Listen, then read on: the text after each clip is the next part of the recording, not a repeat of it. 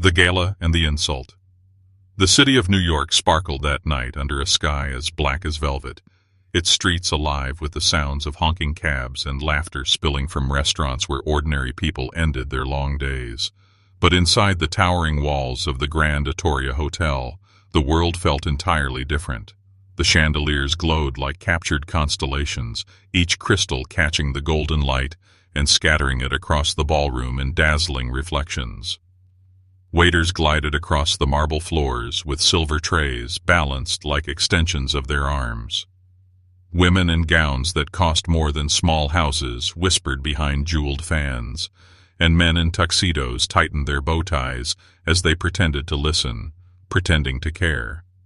It was the annual St. Jude Children's Foundation Gala, one of the most exclusive charity events in the city, where the rich showed off how generous they could be, while the rest of the world struggled with rent and groceries. Cassie Riley moved through the crowd like a shadow, unnoticed and uncelebrated. Her uniform was spotless, her posture flawless, every step rehearsed over years of service. She balanced champagne flutes with a precision born of necessity, weaving between tables and guests without so much as a ripple of the liquid in her tray. The orchestra played softly in the background, the kind of music no one really listened to, but everyone expected to hear. Cassie's black slip-resistant shoes ached with each step. Her calves burned from standing since dawn, but she kept her head high. Mrs. Peterson, her manager, had reminded her before the shift began. These people can smell weakness. Be polite, be efficient, and never react. Never react. The words had echoed in her head all night, like a mantra carved into her bones. She had learned long ago that in this world, silence was her shield, and yet beneath the mask of composure, her heart still throbbed with the pain of a dream deferred. Earlier that morning, she had opened the letter that cut deeper than any insult ever could. The Donovan Academy regrets to inform you. The words blurred as she read them again and again, hands trembling. 4 years ago, she had been accepted there, full of hope and promise, ready to step into the future her father had always believed in. But fate had a cruel sense of timing. On the same week she received her acceptance, her father, James Riley, suffered a construction accident that left him unable to walk. Hospital bills swallowed their savings whole, and Cassie's dream dissolved into dust. She gave up ballet, the art that had given her soul wings, and instead put on the black and white uniform of service. But no letter, no rejection, no endless night of carrying trays could erase the dancer inside her. Sometimes, when the ballroom fell silent for a brief second, she could almost hear the orchestra swell, feel the spotlight warm her skin, and sense the hush of an audience waiting for her to move. That ghost lived within her, restless, aching. She was pouring water at table 12 when she felt it, eyes fixed on her, sharp and deliberate. She looked up and met the gaze of Preston Montgomery III. His name she didn't know, but the type she recognized instantly. He was handsome in the way money often polished a man, slick blonde hair styled to perfection, cheekbones that seemed carved for magazine covers, a Rolex glittering on his wrist like a trophy. His suit was tailored, his shoes shone brighter than the ballroom floor, and his smile was the kind that looked charming from afar, but dangerous up close. Beside him sat Veronica Davenport, his fiancée, a woman as elegant as she was icy. Her gown was emerald silk, her hair sculpted into flawless waves, her lips painted in a shade of red that seemed to warn people not to come too close. 2 of his friends, Blake and Austin, lounged at the table as well, laughing too loudly at everything Preston said, like moths circling a flame. Preston leaned toward Veronica, but raised his voice just enough for Cassie to hear. "Look at them," he said with a smirk, nodding toward the staff gliding through the room. Like little wind-up dolls. No soul, no passion, just robots in pressed uniforms. Veronica chuckled, the sound sharp as breaking glass. Blake and Austin snickered, exchanging smug glances. Cassie swallowed the anger that rose in her chest. Her hand tightened slightly around the pitcher of water, but her face remained smooth, unreadable. She had learned long ago that the wealthy often mocked the invisible, the ones they thought beneath them. She placed the glass down gently and whispered a polite, "Enjoy your evening," before turning away. But Preston wasn't finished. "Hey, you there," he called, his voice slicing through the chatter of the ballroom. Several nearby heads turned, curious. Cassie paused, tray balanced carefully in her hands, and forced herself to turn back. "Yes, sir?" Her voice was calm, professional, the way she had trained herself to sound even when humiliated. Preston leaned back in his chair, a smile curling his lips. "You look like you've got strong legs. Must be all that walking. Tell me, can you dance too, or is that above your pay grade?" Blake burst into laughter, nearly spilling his drink. Veronica smirked without lifting her eyes. Cassie's chest tightened, but she stood steady. "Don't react," she reminded herself. Preston wasn't satisfied with silence. He leaned forward, eyes gleaming with arrogance. "I'll make it fun. Dance for us. Right here. Show me if there's anything behind that stiff little walk of yours." The words rippled through the tables around them, drawing glances, whispers. The orchestra faltered for a moment, the violinist missing a note as attention shifted.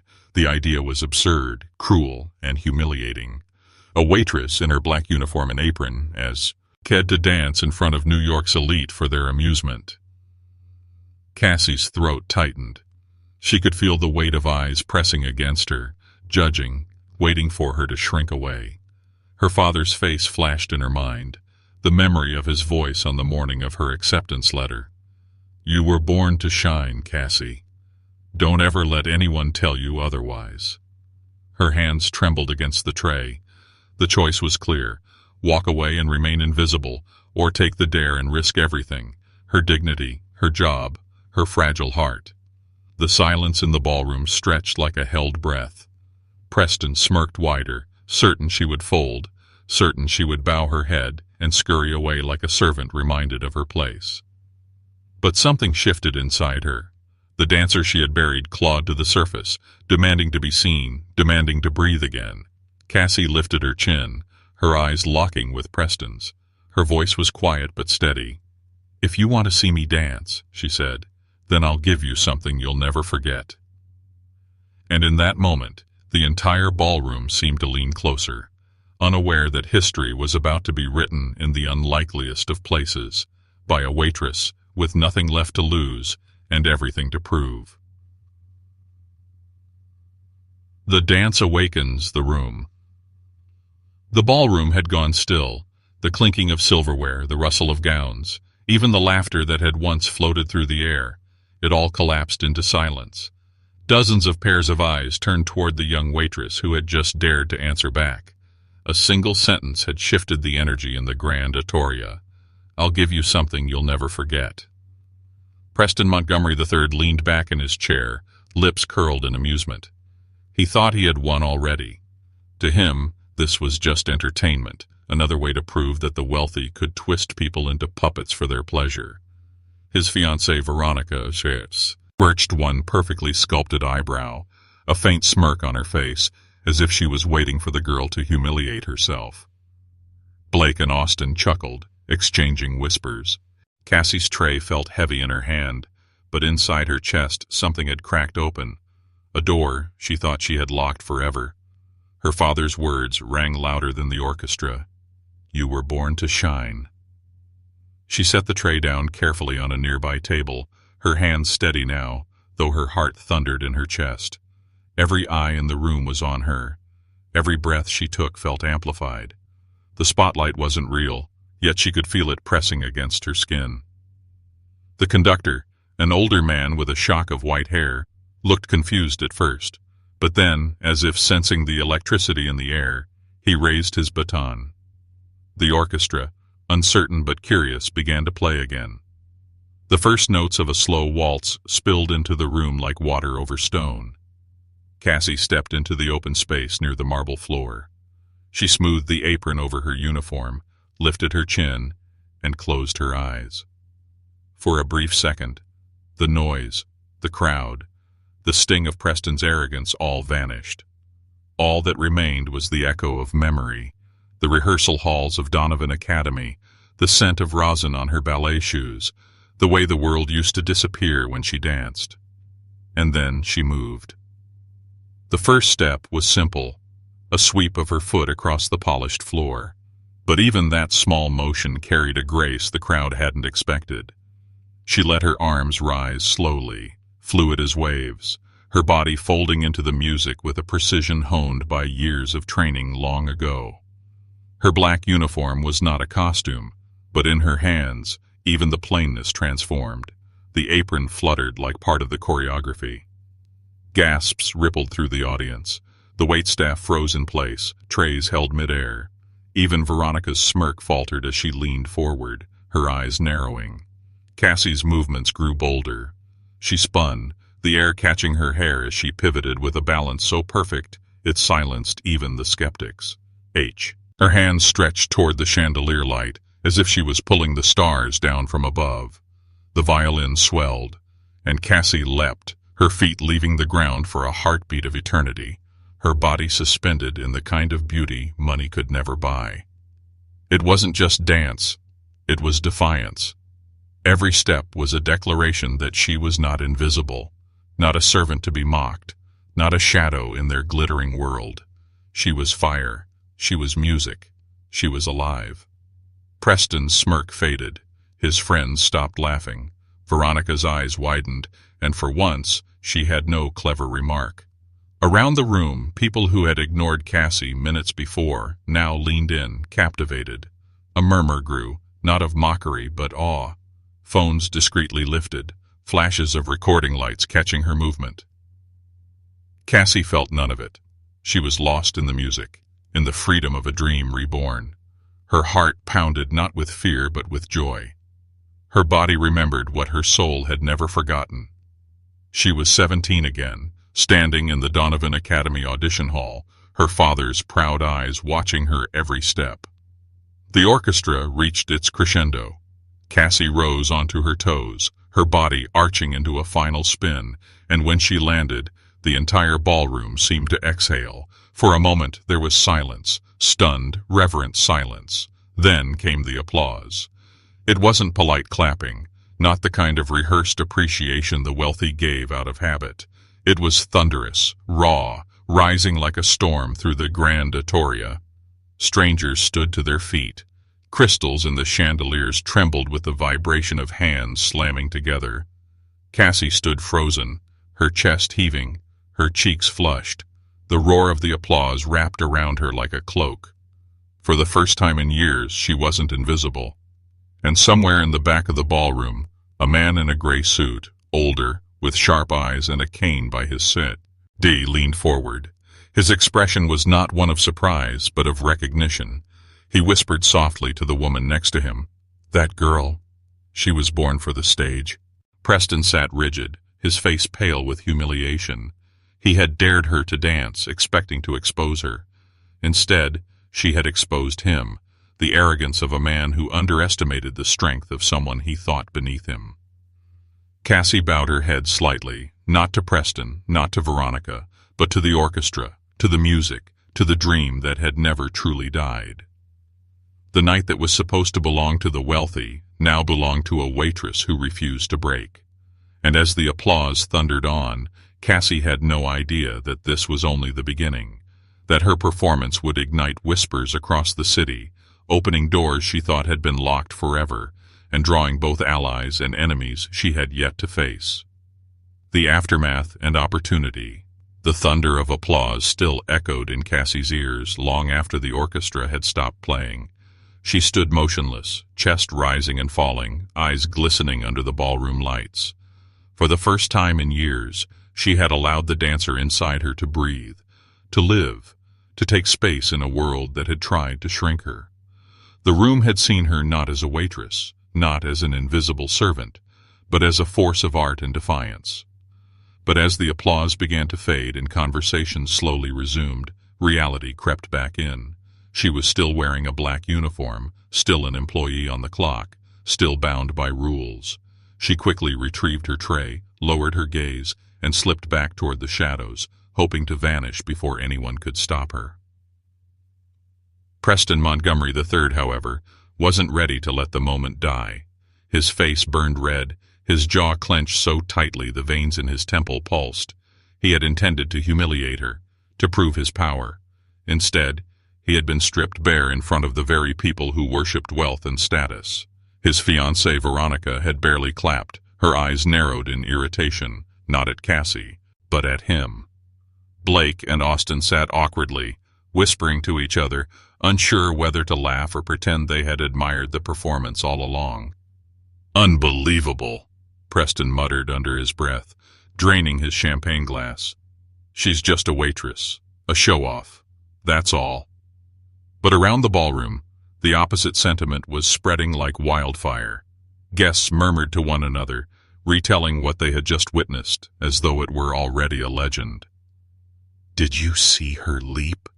one woman whispered, fanning herself as though her heart couldn't calm. "I thought she was just staff," another gasped. And more than one phone had captured the entire performance, video clips already being sent to friends and family outside the walls of the Grand Atoria. Cassie retreated to the staff corridor, leaning against the wall, trying to catch her breath. Her hands trembled, not from fear, but from the flood of adrenaline. She pressed her palms to her face, silently begging her tears not to fall. She had done it. She had danced again. But what did it mean? Would she be fired for stepping out of line? Would Mrs. Peterson scold her? She was terrified, yet beneath the fear was a fire she hadn't felt in years. Mrs. Peterson appeared at the end of the corridor, her expression unreadable. Cassie straightened immediately, bracing herself. "I told you never to react," her manager said quietly. Her voice was firm, but then her eyes softened and her lips curved into the faintest smile. "But I suppose sometimes exceptions are worth making. Get back out there. They're asking for more champagne." Cassie blinked, stunned. Mrs. Peterson turned away, but not before Cassie caught the pride in her eyes. Meanwhile, across the ballroom, the man in the gray suit, the one with the cane who had watched Cassie with an intensity others missed, rose slowly from his chair.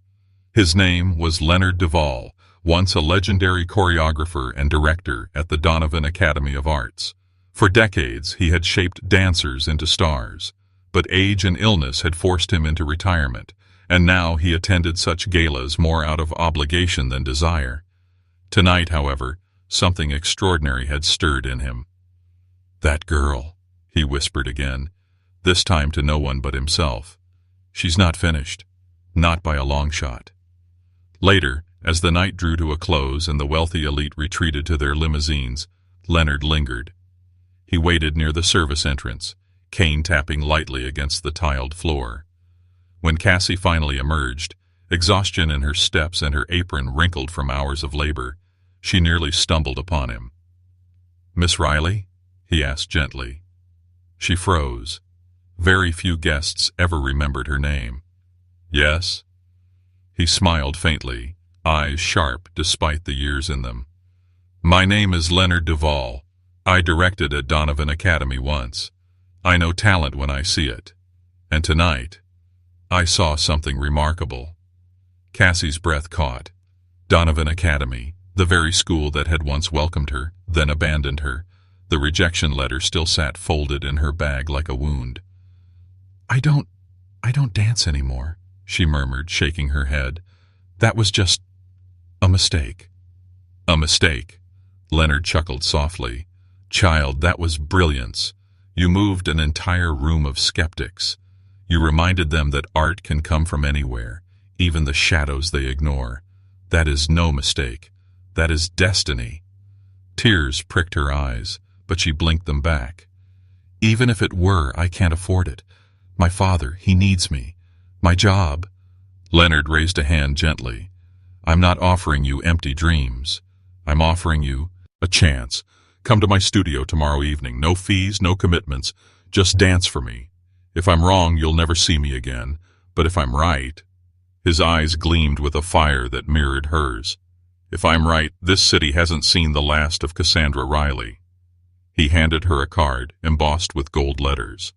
Before she could respond, he tipped his hat and walked away, cane tapping against the pavement until he disappeared into the night.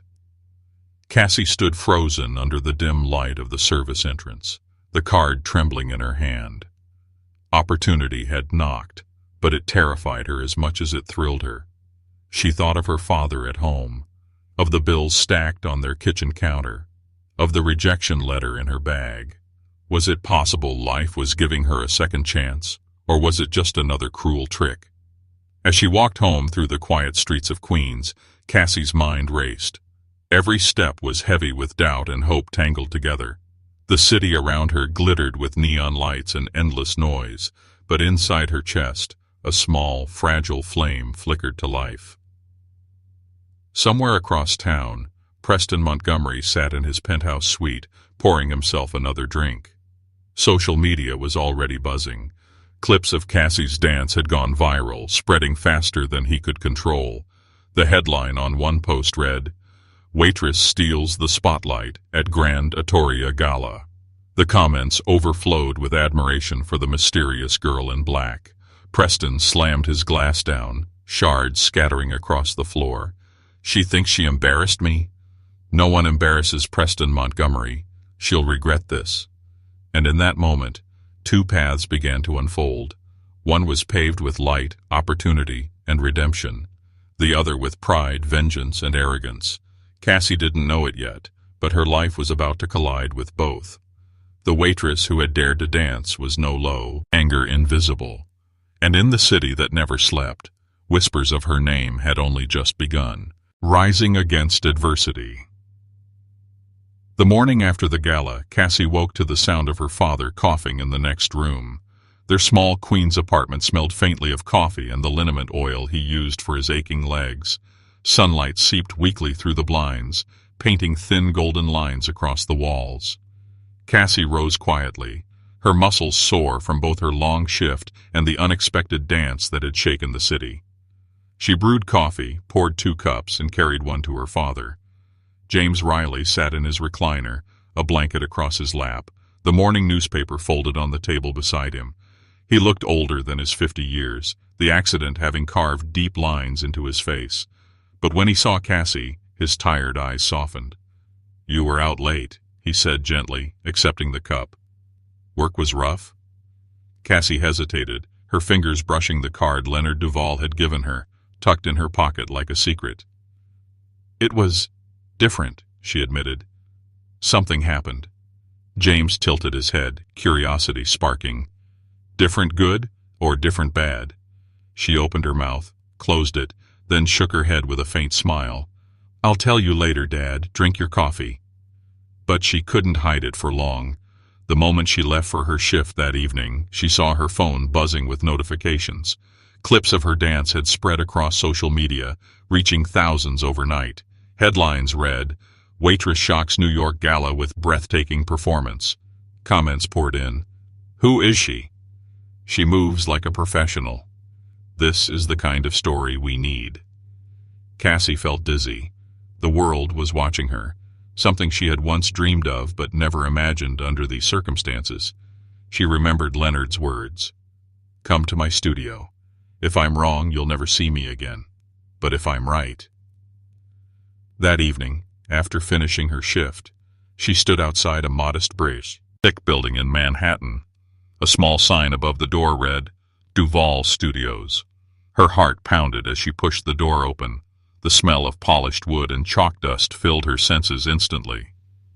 Inside, Leonard Duval waited, leaning on his cane. His eyes twinkled when he saw her. "I was beginning to think you'd let fear win." Cassie swallowed hard. "I almost did." He smiled. "Then let's not waste time. Show me." For the next hour, Cassie danced, not for a crowd, not for applause, but for herself. Leonard watched in silence, only the tapping of his cane against the floor marking the rhythm as he followed her movements. She stumbled at first, her body stiff from years away, but soon the old rhythm returned. Her spins grew sharper, her leaps higher, her expression freer. When she finally stopped, breathless, Leonard's smile was wider than she had expected. "You've lost time," he admitted, "but not talent. Talent lives in the bones. What you need now is discipline, courage, and a stage. Cassie's chest rose and fell as she shook her head. I can't afford lessons. I can't even afford to take time off work. Leonard lifted his cane, pointing it toward her. You can't afford not to. This is your second chance. I'll train you myself, free of charge. But it won't be easy. I will expect everything from you, your strength, your patience, your fight. Do you want this? Tears welled in her eyes, but she nodded firmly. Yes, I want this. And so it began. Cassie's life transformed into a grueling routine.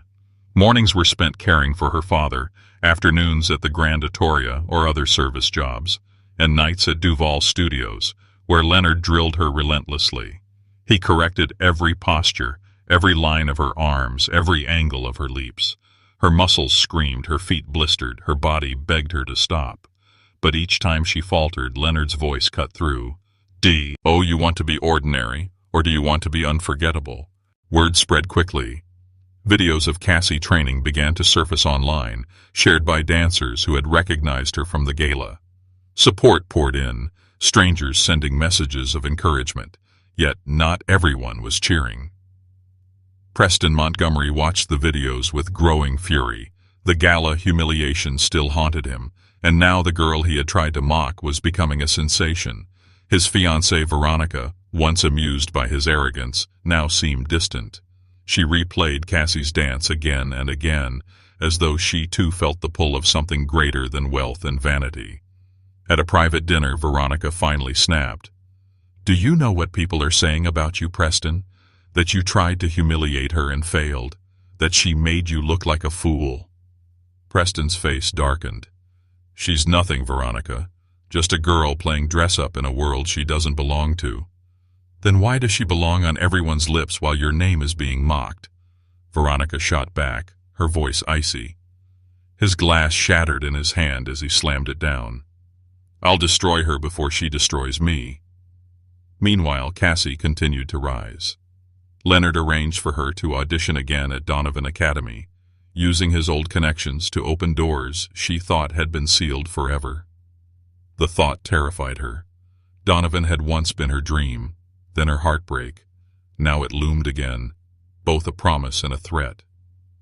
At home, when she confessed her fear to her father, he took her hands in his weathered palms. Cassie, don't let my accident chain you anymore. I've watched you give up too much for me, but I see you now. I see that fire again. Don't waste it. Her throat tightened, but she nodded. She would try. On the night before her audition, Cassie stayed late at the studio, practicing until sweat soaked through her clothes.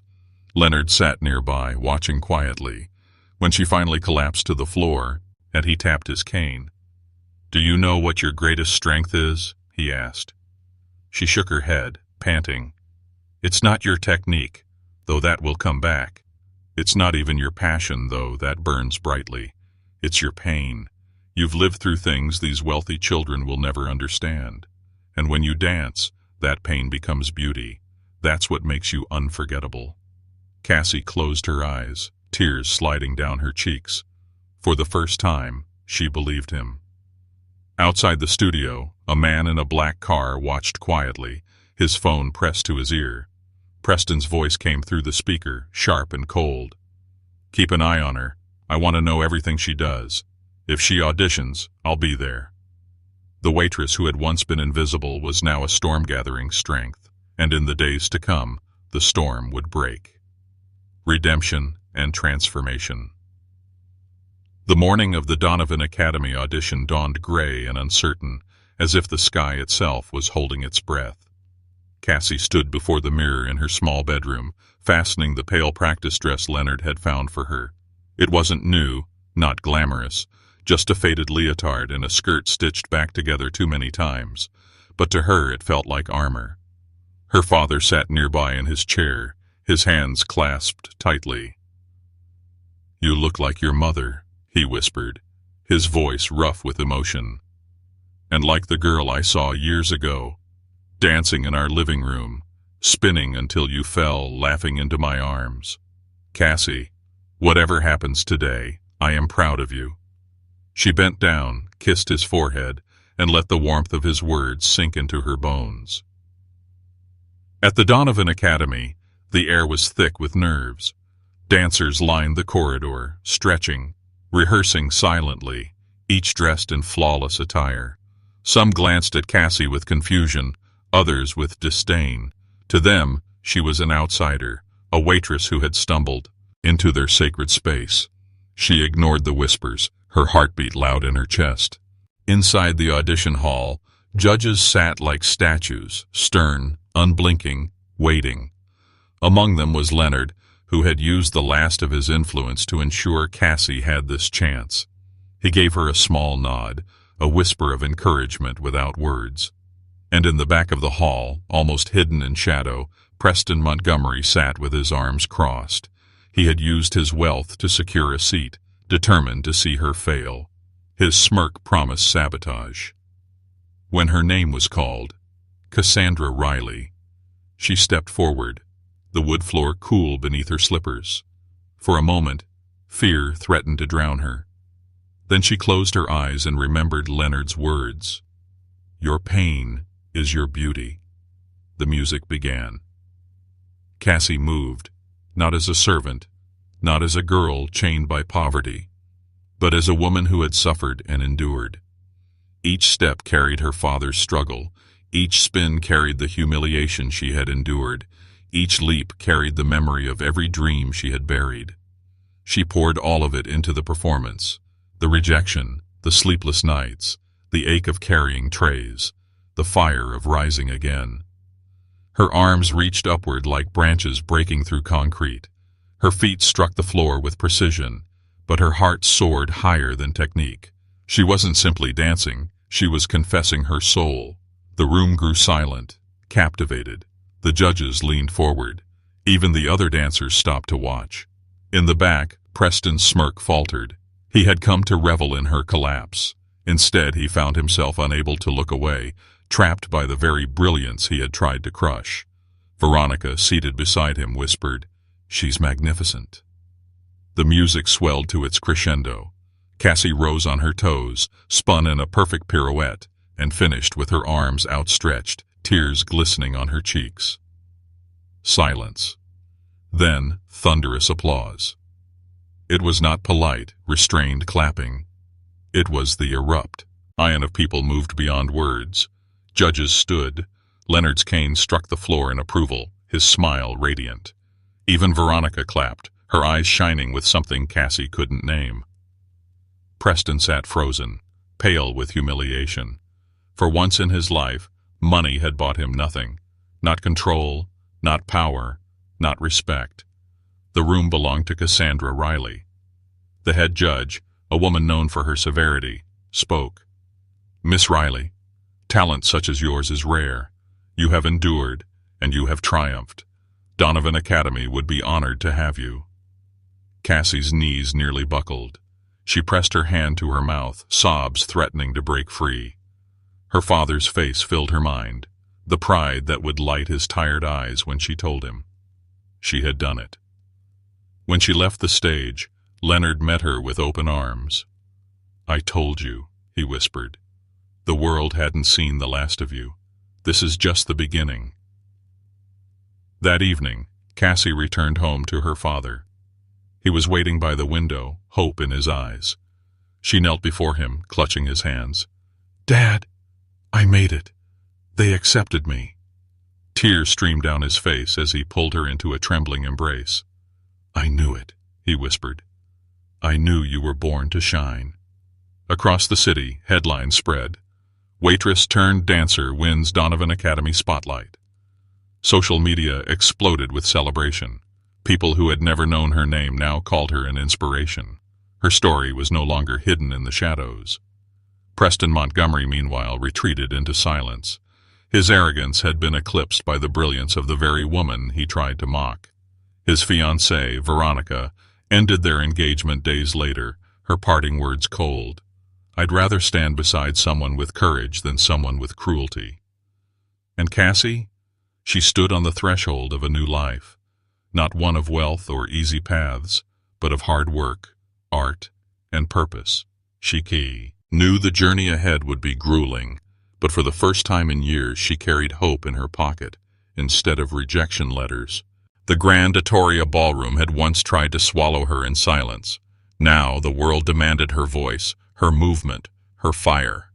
Cassie Riley, the waitress who dared to dance, had risen from invisibility to inspiration, and her story whispered a truth to all who heard it, that dignity, resilience, and courage will always outshine arrogance, no matter how gilded the stage.